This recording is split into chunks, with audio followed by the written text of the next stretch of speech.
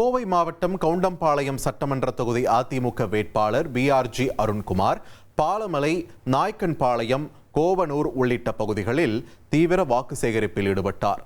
பிரச்சாரத்தின் போது மக்களிடையே பேசிய அவர், கடந்த 5 ஆண்டுகளில் தனது சட்டமன்ற உறுப்பினர் மேம்பாட்டு நிதியின் மூலம் தொகுதி முழுவதும் பல்வேறு வளர்ச்சிப் பணிகளை செய்துள்ளதாக கூறினார்.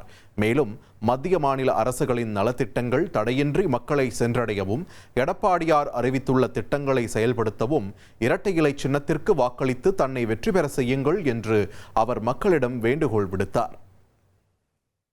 ஏழை எளிய மக்கள் நிறைந்த பகுதி, அந்த பகுதியில் வீடு கட்டுகின்ற திட்டத்தை அதிமுகவுடைய பொதுச் செயலாளர் எடப்பாடியார் அறிவித்திருக்கார். அதே போல மத்திய அரசினுடைய பாரத பிரதமர் வழிநடத்துகின்ற பாரத பிரதமர் மோடி அவர்களும் அனைவருக்கும் வீடு என்ற திட்டத்தில் உறுதியாக இருக்கிறார்.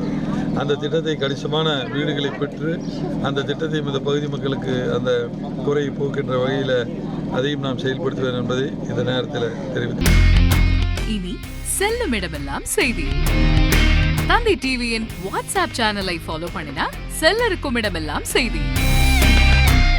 இதோ QR கோட் இப்பவே ஸ்கேன் பண்ணுங்க, ஃபாலோ பண்ணுங்க.